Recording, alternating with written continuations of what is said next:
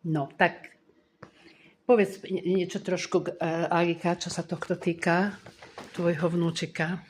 Môj vnúčik je autista a má od detstva, dá sa povedať, že zápchy.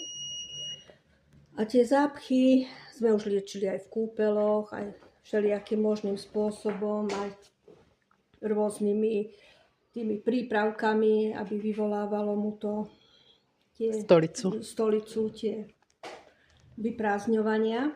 A ja som bola veľmi milo prekvapená po Ventume, keďže je autista a nehovoriaci, tak som sa veľmi od toho Ventumu bála ho na to posadiť.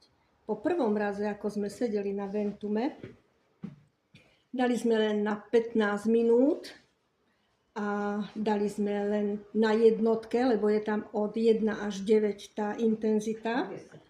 Sme prišli domov a on sa tak vyprázdnil, že v živote sa tak nevyprázdnil. 3-krát za sebou. Dobre, a máš aj iné skúsenosti?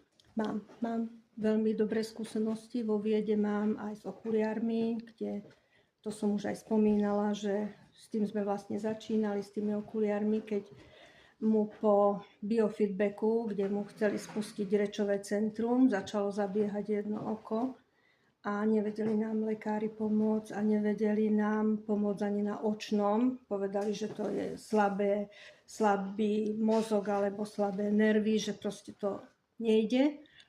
A viedackými okuliármi sme to dali do poriadku. Tieto oči. Super, výborne.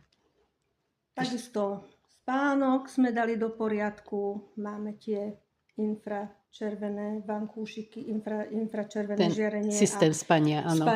Ale máme len vankúše, nemáme celý systém. A ja normálne to vidím, keď si ľahne do postele chlapec.